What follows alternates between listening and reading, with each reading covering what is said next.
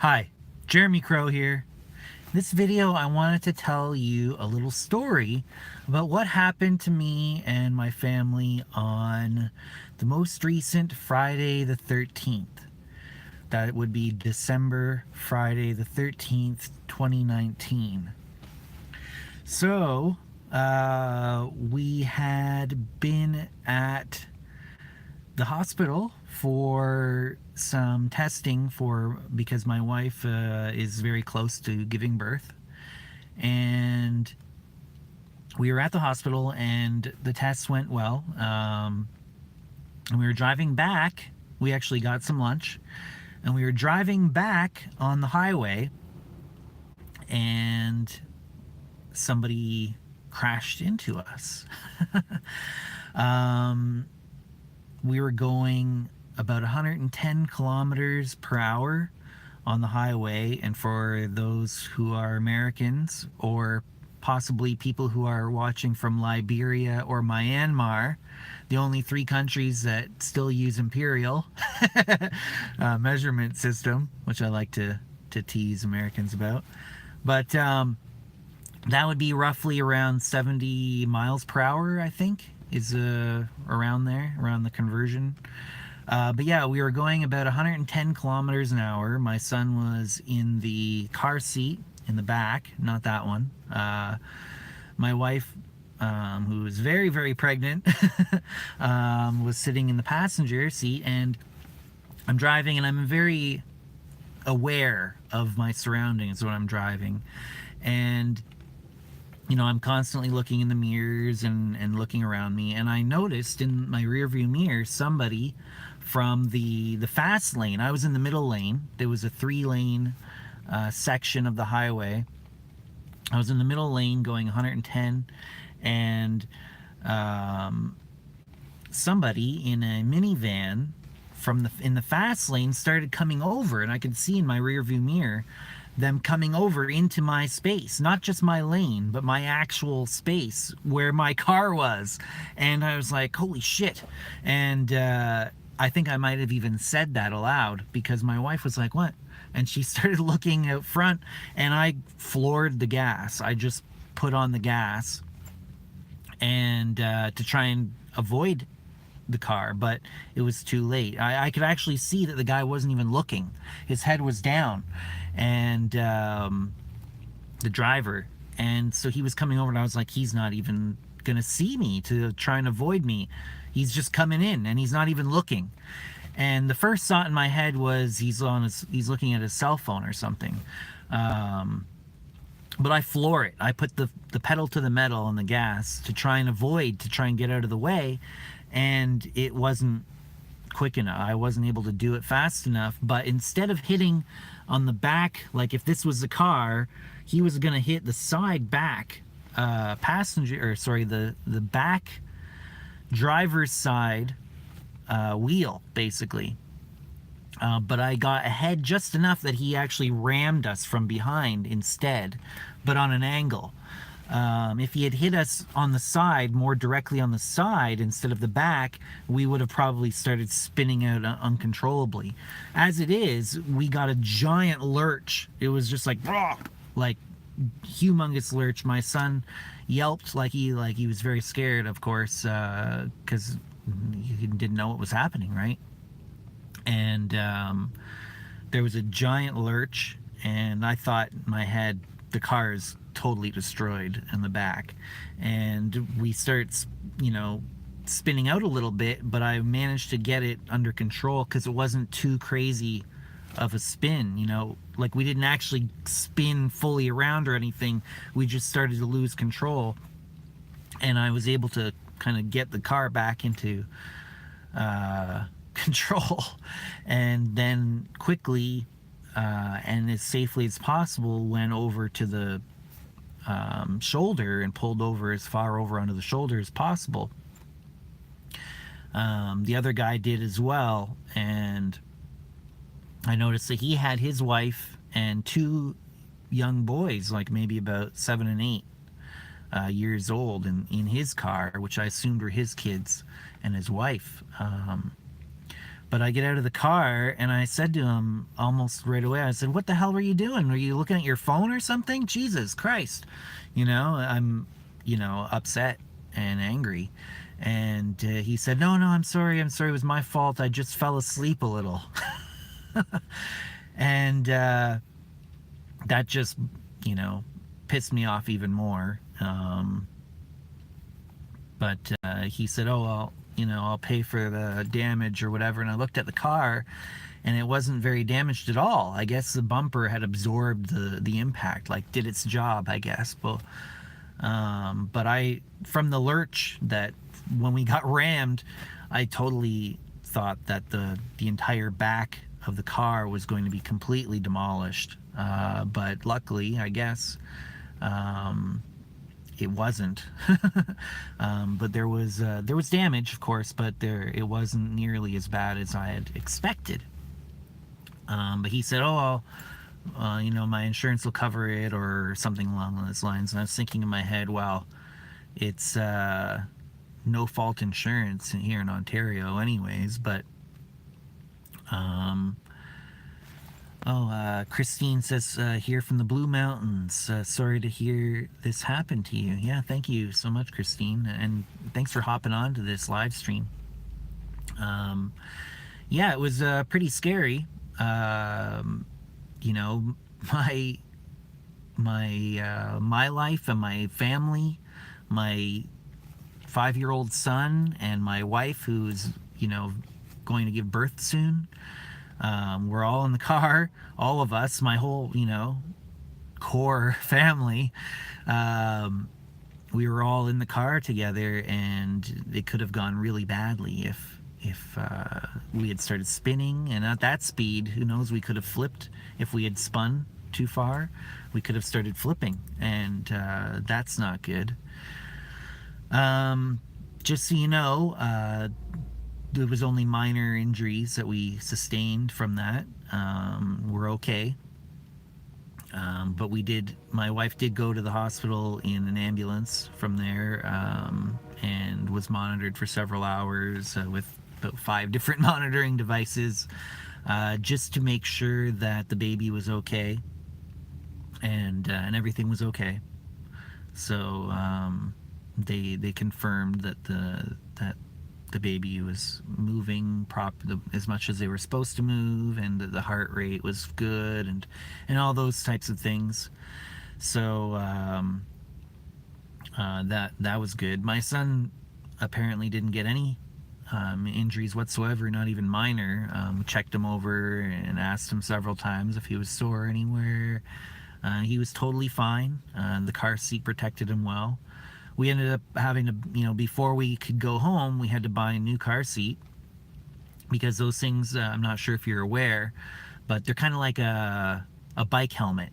If you fall and hit your head wearing a bike helmet, even if it doesn't look like the helmet has been damaged, you have to buy a new helmet, because it's only rated for one impact, right? And same thing with a car seat, a child car seat. It comes against the straps are pulled to their, a lot of force is on that seat when you're in an accident, when you're in a collision. And you don't want a car seat to have to hold up to multiple collisions like that. So once you're in a collision once, you got to buy a new car seat. So we bought a new one, and installed it, and before we could go home, after getting checked out of the hospital. I got whiplash on the left side of my neck here, like basically up to the top of that bump in the back of your head, that area, all the way down to like my shoulder blade. On the left side, there's a lot of pain there. It's quite sore. But I'm alive, and my family is alive, and my baby, who's coming soon, is fine. So I wanted you guys all to know that we're all okay. The other driver actually asked me to lie to the police. He said, driver fatigue, he said to me, driver fatigue, is that do you lose points on your license for that? And I said, probably, yeah. And he goes, oh, okay. Can you just tell the police? And I can't even remember what the cover story he wanted me to give the police. And I said, are you kidding me, buddy? You know, you just endangered my entire family. You know, my kid is in there. My pregnant wife is in that car that you fell asleep and smashed into us, you know, on the highway going over 100 kilometers an hour, you know, like over 60K or over 60 miles an hour. I'm not going to lie to the cops for you. Are you kidding me? Apparently, he ended up telling the police that he was looking in the back, talking to his kids, you know, telling them to settle down or something like that, I guess. But he told that's the story he gave to the police. My statement was simply that I could see him with his head down, and I didn't know. I initially thought that it was a phone, but he told me later that he'd fallen asleep. But what my statement was that I saw him with his head down, not looking at all, and kind of slumped forward. He said that he was looking back, talking to his kids, but either way, it's reckless driving, and he was charged for that. So that, you know, is a bit of a silver lining that somebody who was a bad driver and reckless driver, somebody who was endangering the lives of not only their own family but other families such as mine, that he was charged with reckless driving, and so that's a good thing. That's a very good thing. We got a few comments here. Let's see. Christine says, I'm glad you were not hurt. Thank you. I can understand how this shocked the hell out of you. Yeah, actually, at first, like my hands were shaking a little bit. And once the adrenaline had kind of worn off a bit, that's when I felt the pain in my neck, the left side of my neck, that I didn't feel it right away, actually, because of the adrenaline. Let's see here. Dave says, congrats on the life. Thank you, Dave. I'm living on borrowed time here. This is a gift, you know. It's one of those near-death experiences in a sense, you know, not in the sense of like an out-of-body experience, but in the sense of being faced with your own mortality and the mortality of your family, you know, your loved ones. It was pretty intense. Ms. Vladika says, gives a heart and says, glad that you and your family are okay. Thank you so much. Dave says, to be a good father, all you need to do is be there for the kid. Yeah, exactly. And I'm actually taking some time off work after today, and going to take a couple months anyways, and just to focus on, you know, spending time with my family. So I'm not going to be coming into my regular day job at all for the next couple months. I'm just going to focus on my family and spend time with them. Christine says, I have had whiplash before and accidents myself. It can be very painful and cause headaches. Yeah, it hasn't been too bad, but once I've been sitting for a certain amount of time or driving for a certain amount of time or whatever, working at my desk for a certain amount of time, then it starts really bothering me since the accident. I know it was only a few days, but hopefully it starts to, you know,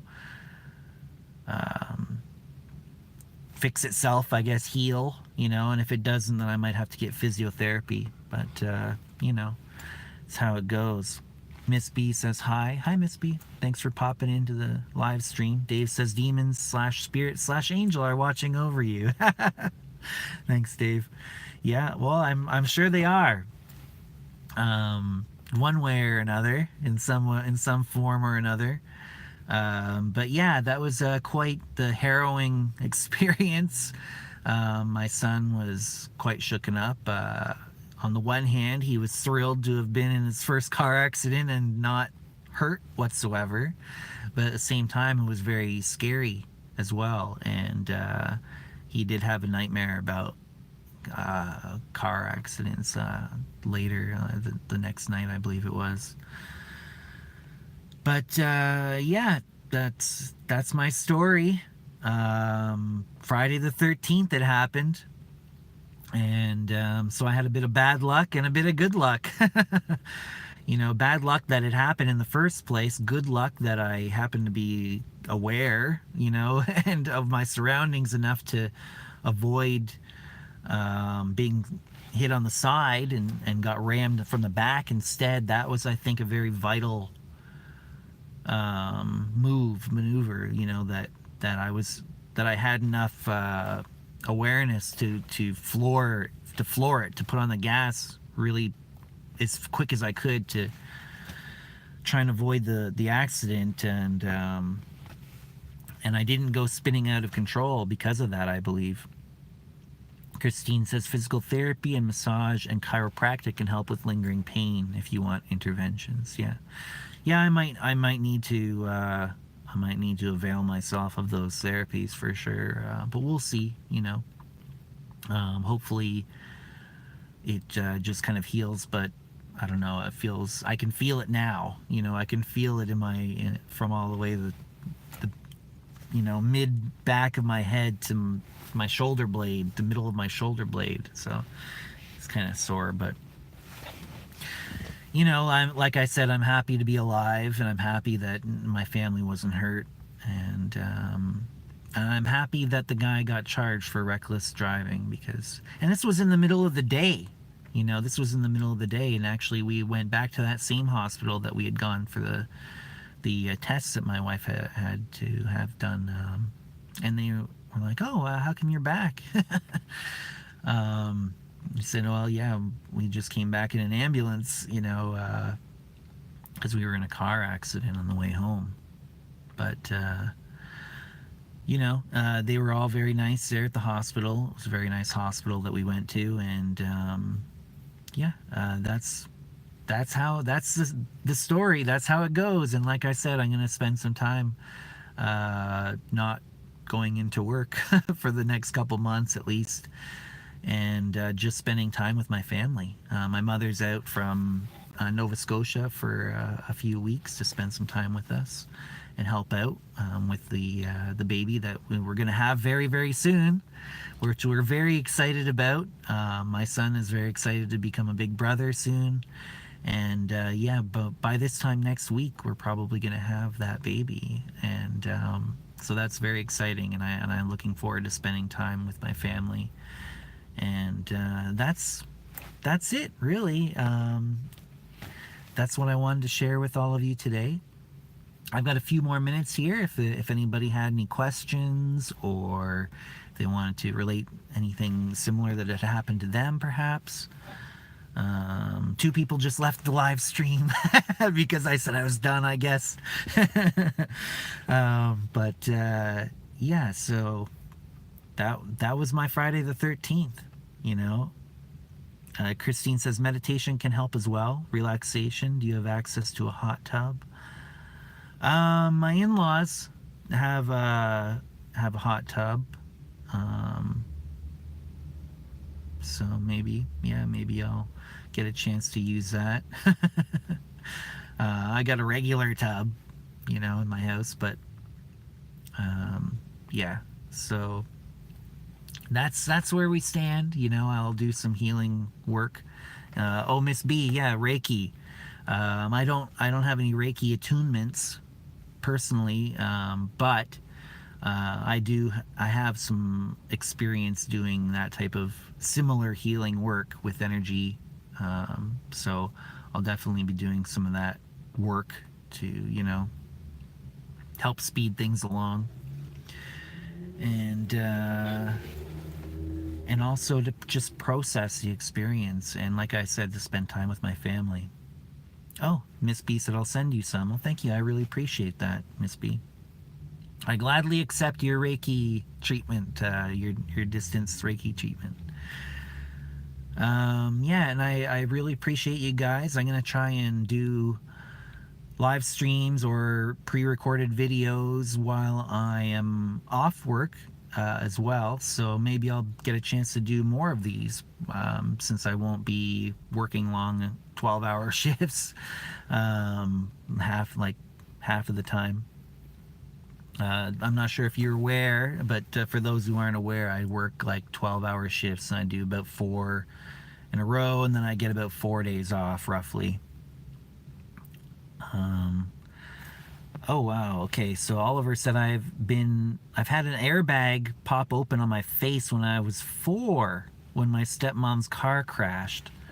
Wow, not a pleasant experience as I recall it.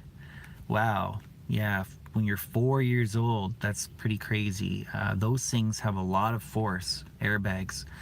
I know now they say not to have your child in, well, for one thing, not in the front seat where there's an airbag in the first place, but also that it should be rear facing, that you should have the baby facing the back at first. Although by the time you're 4, I think that usually you're in a front facing chair. But yeah, nowadays, the way that they recommend to do it, you wouldn't have experienced an airbag to the face at 4 if you're doing the proper what they recommend. But that must have been very intense to have had that forceful bag open in your face at the age of 4. Wow. Dave says, speaking of babies, I was reading Pisces' description with them being between the worlds and being good at everything, but just needs to focus on one thing to become an Einstein of the field. Sounded like me, but then I looked at my natal chart and found none of my planets are in Pisces. You know what? It doesn't matter. It doesn't matter. You can invoke Pisces, whether you've got no planets whatsoever or every planet in your chart in Pisces. You see, the conditions of your birth do not determine your fate in my personal belief system. You know, some people do believe that astrology rules, and that it controls a massive amount of your personality, the life that you're going to experience, things like that. I don't believe that. I believe that you choose, and that if you choose to invoke Pisces and work with that energy, then that is your choice and you go for it. I work with all of them. I work with all 13 signs. I don't just pick one or two, you know. I don't have just like a sun sign and a moon sign and a rising sign. You know, some people do that. Some people just focus 100% on their sun sign and they say, oh, I'm this sun sign, you know, and then they look at the sidereal astrology and it's not even their sun sign. But yeah, I look at them each as powerful archetypal forces that you can work with, and that each person should be working with all of them and balance them all within their own psyche and within their own energy sphere, rather than associate your personal identity with one zodiac sign. That's my opinion anyways. Christine says Reiki healed me from clinical depression, so I believe in that healing modality. Yeah, it's pretty cool stuff, the energy healing. In general, I don't, single out Reiki. I don't think that it's, I don't think that you need attunements to properly do energy healing, but for some people it could help them, I'm sure, to have that attunement. But for me personally, I feel like I just practice it and get good at it, whether you've had some kind of official initiation into the current or not. You can do energy healing. There's a book actually by Israel Regardie called The True Art of Healing, and it talks about doing things like the middle pillar ritual from the Golden Dawn and similar types of exercises that you can use to hone your ability to raise energy and move energy through your body, through your energy body, your physical body, to transfer it to other people, and to color to flavor, whatever you want to call it, the energy that you're working with.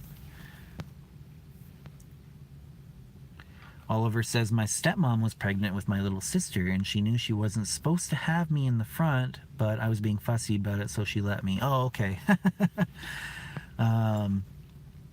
MILKVA says, respect from Toronto. Represent.